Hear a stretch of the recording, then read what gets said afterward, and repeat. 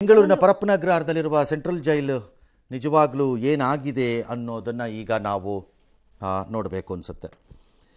ಒಂದು picnic spot ಆಗಿದೆ ಅಂತ ಬಹುಜನರ ಆರೋಪ ಅಥವಾ ಅಭಿಪ್ರಾಯ.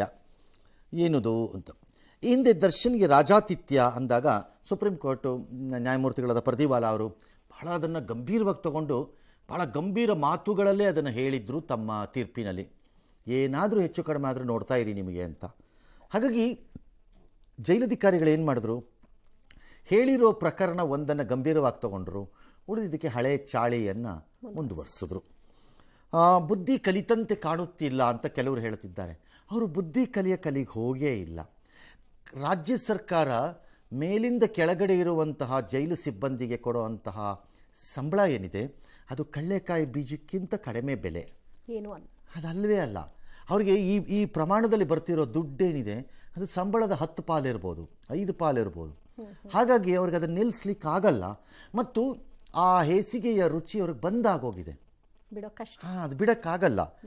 ಇನ್ನು ಈ ದೃಶ್ಯಾವಳಿಗಳನ್ನು ಪ್ರಸಾರ ಮಾಡಿದ್ದ ಮೇಲೆ ಬಹಿರಂಗಾಗಿದ್ದು ಸರ್ಕಾರಕ್ಕೆ ಇರಿಸು ಮುರಿಸಲ್ಲ, ಲಜ್ಜೆ ಮಾನ ಮರ್ಯಾದೆ ಇಲ್ಲ. ಇರಿಸು ಮುರಿಸು ಅಂದರೆ ಏನು ಅಂದರೆ ಏನಪ್ಪ ಹಿಂಗೆ ಆಗೋಯ್ತಲ್ಲ ಅಂತ ನಾಚಿಕೆ ಇದ್ರೆ ತಾನೇ ನಾಚಿಕೆ ಆಗೋಕ್ಕೆ ಸರ್ಕಾರಕ್ಕೆ, ಜೈಲಿಗೆ.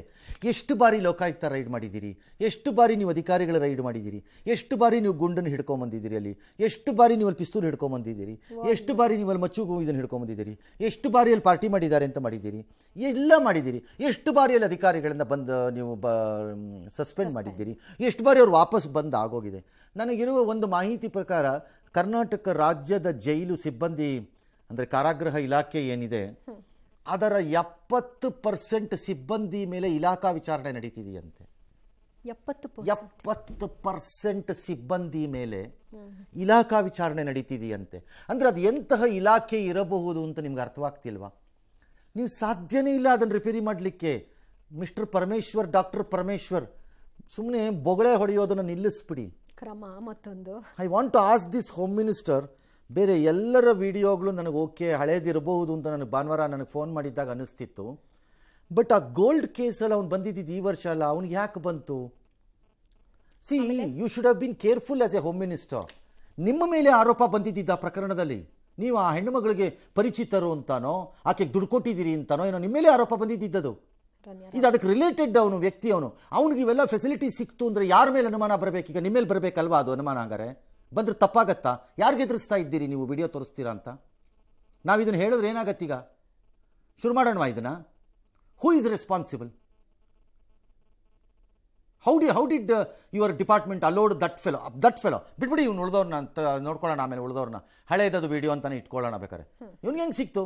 ನಿಮ್ಮ ಪ್ರಭಾವ ಇದೆ ಅಂತ ಅದ್ರಲ್ಲಿ ಹೇಳಬೇಕಾ ನಾವು? ಹಂಗಾರೆ ಡೋಂಟ್ ಟ್ರೈ ಆಲ್ ದಿಸ್. ನಮ್ಮ ಹತ್ರ ಏನು ಮಾಡ್ತೀರಿ? You want arrest us? Take us into custody, let me C.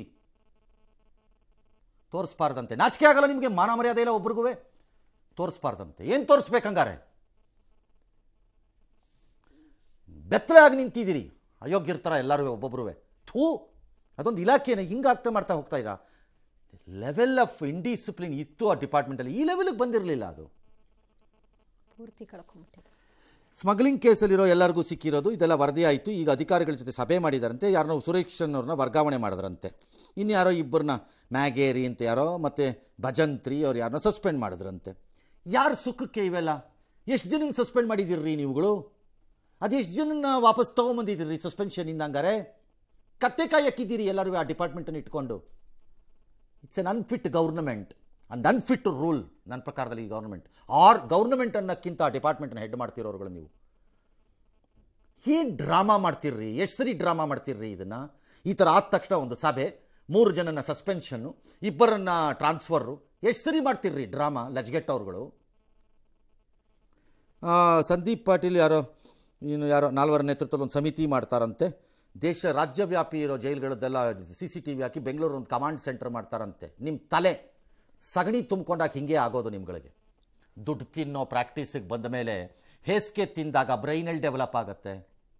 ಅನ್ನ ತಿಂದರೆ ಬ್ರೈನ್ ಡೆವಲಪ್ ಆಗುತ್ತೆ. ಆಲೋಚನೆನೂ ಹಾಗೆ ಇರುತ್ತೆ. ಕಮಾಂಡ್ ಸೆಂಟರ್ ಅಂತೆ. ಯಾವನ್ರಿ ಅವನು ಕಮಾಂಡ್ ಸೆಂಟರ್ನ ಕೂತ್ಕೊಂಡು ನೋಡೋನು? ನಾಳೆ ಅದಕ್ಕೊಂದು ಸಸ್ಪೆನ್ಷನ್ನು. ಆ 10 ನಿಮಿಷದಲ್ಲಿ ಅವನು ನೋಡಿಲ್ಲ ಕಮಾಂಡ್ ಸೆಂಟ್ರು, ಹಾಗಾಗಿ ಅವನ ಸಸ್ಪೆನ್ಷನ್, ಇವನ ವರ್ಗಾವಣೆ. ಕಾಸ್ತಿನಕ್ಕೆ ಇನ್ನೊಂದು ಕಮಾಂಡ್ ಸೆಂಟ್ರು ಅಷ್ಟೇ ಇದು. ಆಯಾ ಜಿಲ್ಲಾ ಜೈಲುಗಳಲ್ಲಿ ಜೈಲಧಿಕಾರಿಗಳು ಪಕ್ಕ ಆಗಿ ನಿಂತರೆ ಯಾವ ಕಮಾಂಡ್ ಸೆಂಟರ್ ಬೇಕ್ರಿ? ಲಜ್ಗೆಟ್ಟವ್ರುಗಳಿಗೆ ಮಾನ ಮರ್ಯಾದೆ ಇದ್ದವ್ರಿಗೆ ಮಾತಾಡ್ತಾ ಕೂತಿದ್ದೀರಿ ಎಲ್ಲರೂ. ಥೂ. ಇನ್ನು ಯಾರೋ IPS ಆಫೀಸರ್ ಹಾಕಿದಾರಂತೆ, ಹಾಕ್ಬಿಟ್ಟು ಹೇಳಿದಾರಂತೆ DG ADGPಗಳು DCಗಳು ತಿಂಗಳಿಗೊಮ್ಮೆ ಭೇಟಿ ಕೊಡೋದು ಕಡ್ಡಾಯ. ಏಕೆ? ಏನು ಸಂಬಳ ತೊಗೋತೀರಾ, ಕಲ್ಲು ತೊಗೋತೀರಾ ಮನೆಗೆ ಹೋಗ್ತಾ ನೀವು? DG okay, ADGP okay, I can understand. DC ಬಿಡಿ ನನ್ನ ಲೆಕ್ಕಾಲ. ಉಳಿದಿದ್ದ ಆಫೀಸರ್ಗಳು DIG SP ಲೆವೆಲ್ ಆಫೀಸರ್ಸ್ ಎಲ್ಲ ಏನಕ್ಕೆ ನಿಮ್ಮ ಹೆಡ್ ಆಫೀಸ್ಗಳಲ್ಲಿ ಕೂತ್ಕೋಬೇಕು? Why are they not sitting in jail premises? ಈಗ ಬೆಂಗಳೂರಿನ ಪರಪ್ಪನಗ್ರಹದ ಮುಂಭಾಗದಲ್ಲಿ ಒಂದು ಸಣ್ಣ ಆಫೀಸ್ ಕಟ್ಕೊಟ್ಬಿಟ್ಟು ಅಲ್ಲಿ ಯಾಕಿಲ್ಲ SP, ಜೈಲ್ SP, ಈಗ ನಾಳೆ ಹಾಕೋ SP, ಅವ್ರು ಯಾಕೆ ಬೆಂಗಳೂರಲ್ಲಿ ಕೂತ್ಕೋಬೇಕು? ಸಿಂಪಲ್. ಎಸ್, ಯಾವುದೇ ಜೈಲಿನಲ್ಲಿ ಘಟನೆ ಮತ್ತೆ ರಿಪೀಟ್ ಆದರೆ ಆ ಪ್ರಿಸನ್ನಿನ ಸೂಪರ್ಡೆಂಟು ಅವರೇ ನೇರವಾಗಿ ಹೊಣೆ. ಆಮೇಲೆ ಡೈರೆಕ್ಟ್ ಆಗಿ ಹೆಡ್ ಕ್ವಾರ್ಟರ್ಸ್ ಜೊತೆ ಸಂಪರ್ಕ ಇರಬೇಕು ಮತ್ತು ಸೀನಿಯರ್ ಆಫೀಸರ್ಸ್ ಕಡ್ಡಾಯವಾಗಿ ತಿಂಗಳಿಗೆ ಒಂದ್ಸಾರಿ. ನನ್ನ ಲೆಕ್ಕಾಚಾರದಲ್ಲಿ ಹೋಮ್ ಮಿನಿಸ್ಟ್ರು ಇಲ್ಲ ಹಿ ಶುಡ್ ರಿಸೈನ್, ಆರ್ ಆ ಪೋರ್ಟ್ಫೋಲಿಯೋ ನನಗೆ ನಿಭಾಯಿಸೋಕ್ಕಾಗಲ್ಲ, ನನಗೆ ತಾಕತ್ತಿಲ್ಲ ಅಂತ ಬಿಟ್ಕೊಡ್ಬೇಕು. ಎರಡರಲ್ಲಿ ಒಂದು ಮಾಡಬೇಕು ಅವರು. You cannot go on escaping like this. This is very unfair ಇದು ಸಿಸ್ಟಮ್ಗೆ. 25,000 TV, ಹಾಸಿಗೆ, ಮೇ ಬಿ ಅಡುಗೆ ಮಾಡ್ಕೊಳ್ಳೋಕ್ಕೆ ಅಥವಾ ಪ್ರತ್ಯೇಕವಾದ ಒಂದು ಸೆಲ್ಲು, ಈ ಥರದ್ದೆಲ್ಲ ಕೊಡೋಕ್ಕೆ ದೊಡ್ಡ ರೇಟ್ಗಳಿರುತ್ತೆ. 50,000, 1 ಲಕ್ಷ, 2 ಲಕ್ಷ ಫೆಸಿಲಿಟಿಗೆ ತಕ್ಕ ಹಾಗೆ. ಬೆಂಗಳೂರಂಥ ಜಾಗದಲ್ಲಿ ಆ ಜೈಲು ಒಳಕ್ಕೆ ಆಕಸ್ಮಿಕವಾಗಿ ಹೋಗುವ ಬಹಳ ಶ್ರೀಮಂತರು ಇರ್ತಾರೆ. ಯಾರೋ ರಿಯಲ್ ಎಸ್ಟೇಟ್ ಕೇಸ್ ಪ್ರಕರಣದಲ್ಲಿ ಆಕಸ್ಮಿಕವಾಗಿ ಜಗಳ ಆಡ್ಕೊಂಡು ಜೈಲಿಗೆ ಹೋಗೋದು, ವರದಕ್ಷಿಣೆ ಪ್ರಕರಣಗಳಲ್ಲಾಗೋದು, ಆಮೇಲೆ ರೇಜ್ಗೆ ಕೋಪಕ್ಕೆ ಸಿಕ್ಕಾಕೊಂಡು ಯಾರೋ ಹಿಂಗೆ ಹೊಡೆದಿದ್ದಕ್ಕೆ ಹೆಚ್ಚು ಕಡಿಮೆ ಆಗ್ಬಿಟ್ಟು 2 ದಿನಕ್ಕೋಸ್ಕರ ಜೈಲಿಗೆ ಹೋಗೋದು. ಅವ್ರಿಗೆಲ್ಲ 50,000, 1 ಲಕ್ಷ ಎಲ್ಲ ಅವ್ರಿಗೆಲ್ಲ ದುಡ್ಡೇ ಅಲ್ಲ ಅವ್ರಿಗೆ. ಹಾಗಾಗಿ ಬೆಂಗಳೂರಿಗೆ ಡಿಮಾಂಡ್ ಇರೋದು ತುಂಬ. ಆ ಥರದ್ದು ದುಡ್ಡು ಬೇರೆ. ಅದು ಆ್ಯಕ್ಚುಲಿ ದುಡ್ಡಿರೋದು ಎಲ್ಲಿ ಅಂತಂದರೆ ಬೆಂಗಳೂರಿನ ಪರಪ್ಪನಗರಕ್ಕೆ ನನ್ನ ಪ್ರಕಾರ ಅದರದ್ದು ಅದರದ್ದು ಕ್ಯಾಲ್ಕುಲೇಟೆಡ್ ನಾವೆಲ್ಲ ಇದ್ದಾಗ ಅಂದ್ಕೊಂಡಿದ್ದು 1,700, 1,800 ಜನ ಇಟ್ಕೋಬೋದು ಅದು ಅಂತ. ಈಗ ಅಲ್ಲಿ ನೀವು 3,500, 4,000 ಜನ ಇಟ್ಕೊಂಡಿದ್ದೀರಿ. ಅಲ್ಲಿ ಲೋಯರ್ ಲೆವೆಲಲ್ಲಿ ಚಿಲ್ಲರೆ ಪಲ್ರೆಗಳಿರ್ತಾರೆ, ಕೈದಿಗಳು ಭಾಳ ಜನ ಕನ್ವಿಕ್ಟೆಡ್ ಇರ್ತಾರೆ, ಅಂಡರ್ ಟ್ರಯಲ್ಸು ಇರ್ತಾರೆ.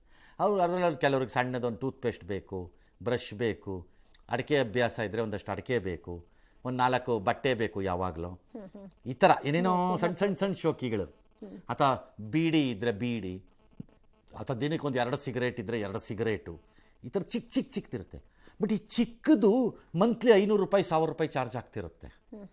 ಇದು ನಂಬರ್ ದೊಡ್ಡದಿರುತ್ತೆ. ಇದು ಸಂಖ್ಯೆ ಜಾಸ್ತಿ. ಎಲ್ಲರೂ 50,000 ರೂಪಾಯಿ ಕೊಡೋ ಗಿರಾಕಿಗಳೇ ಇರಲ್ಲ ಅಲ್ಲಿ, ಬರೋರೆಲ್ಲ ಕೊಡಲ್ಲ ಅಲ್ಲಿ. ಹೀಗಾಗಿ your whole system has turned in to a corrupt den. ಅದು ಅದರ ಲೀಡರು ನೀವೆಲ್ಲರೂ ಅದರ ಲೀಡರ್ಗಳು ಅಷ್ಟೇ. ಹಾಗಾಗಿ ನೀವು ಯಾರು ಅಂದ್ಕೊಂಡಿದ್ರೆ CCTV ಹಾಕಿ ಕಮಾಂಡ್ ಸೆಂಟರ್ ಮಾಡೋದ್ರಿಂದ ನಾನು ಇದನ್ನೆಲ್ಲ ನಿಲ್ಲಿಸ್ತೀನಿ ಅಂತ, no, not possible. There is a particular case which they are telling me. ಒಂದು ಲೇಡಿ, ಒಂದು ಹೆಣ್ಣು ಮಗಳು ಗುಪ್ತವಾಗಿರಬೇಕಾದಂಥ ಜಾಗಕ್ಕೆ ಒಂದು ಪದಾರ್ಥವನ್ನು ಔಸಿಟ್ಕೊಂಡು ಇನ್ನೊಂದು ಹೆಣ್ಮಗಳು ತೊಗೊಂಡೋಗಿ ಕೊಡ್ತಾಳೆ ಅಂದರೆ ಅರ್ಥ ಏನು? ಆಫೀಸರ್ ಅರ್ಥ ಏನದ್ರದ್ದು? ಆಕೆನ ಸಸ್ಪೆಂಡ್ ಮಾಡ್ತೀವಿ ಅಥವಾ ತೆಗಿತೀವಿ ಅಲ್ಲಿಂದ, ಬಟ್ ಅದನ್ನು ಕೇಸ್ ಮಾಡಲ್ಲ ಬಿಕಾಸ್ ನಾಳೆ ಕೋರ್ಟ್ಗೆ ಗಮನಕ್ಕೆ ಬಂದು ತೊಂದರೆ ಆಗುತ್ತೆ ಅಂದರೆ ಮೀನಿಂಗ್ ಏನು? ನೀವು ಚರಂಡಿ ನೀರಿಗಿಂತ ರಾಡಿ ಆಗೋಗಿದ್ದೀರಿ. ನಿಮ್ಮನ್ನು ಕ್ಲೀನ್ ಮಾಡೋಕ್ಕೆ ಸಾಧ್ಯ ಇಲ್ಲ, including the minister I am talking. ನಿಮ್ಮ ಕೈಲೂ ಆಗಲ್ಲ, ಸಾಧ್ಯನೇ ಇಲ್ಲ. ಬಹಳ ರ್ಯಾಡಿಕಲಿ ಯೋಚನೆ ಮಾಡಬೇಕು ಪ್ರೆಸೆಂಟ್ ಸಿಸ್ಟಮ್ಸ್ ರಿಫಾರ್ಮ್ಸ್ನ ಈಗ ನೀವು ಅಷ್ಟೇ. ಎಸ್, ಜೀನಿ ಸ್ಲಿಮ್ ರೆಫರ್ ಮಾಡ್ಬೇಕಾದ್ರೆ ಕಾರಣ ಏನಂದ್ರೆ ವೇಟ್ ಲಾಸ್ ಸಲುವಾಗಿ ನನ್ ಬಾಳ ಜನ ಕೇಳಿದ್ರು. ಫಸ್ಟ್ ನಾನು ತಗೊಂಡು ನನಗೆ ರಿಸಲ್ಟ್ ಬಂದ್ಮೇಲೆ ಆಮೇಲೆ ನಾನು ಜೀನಿ ಸ್ಲಿಮ್ ಇನ್ನೊಬ್ಬರಿಗೆ ಪ್ರಿಪೇರ್ ಮಾಡಿದ್. ಸುಸ್ತಾಗೋದು ಕಡಿಮೆ ಆಯ್ತು, ವೀಕ್ನೆಸ್ ಅದು ಏನೂ ಇಲ್ಲ, ಪೂರಾ ಹೆಲ್ದಿ ಅದೇನೆ. ವೇಟ್ ಜಾಸ್ತಿ ಇರೋರಲ್ಲಿ ಏನೇ ಡೌಟ್ ಇಲ್ಲದೆ 100% ಬಳಸಬಹುದು. ಪ್ರತಿದಿನ ನಮ್ಮ ಜೀನಿ ಸ್ಲಿಮ್ ನ ಯೂಸ್ ಮಾಡಿ ಯಾವುದೇ ಸೈಡ್ ಎಫೆಕ್ಟ್ ಇಲ್ದಂಗೆ ನೀವು ಸಣ್ಣ ಆಗ್ತೀರಾ.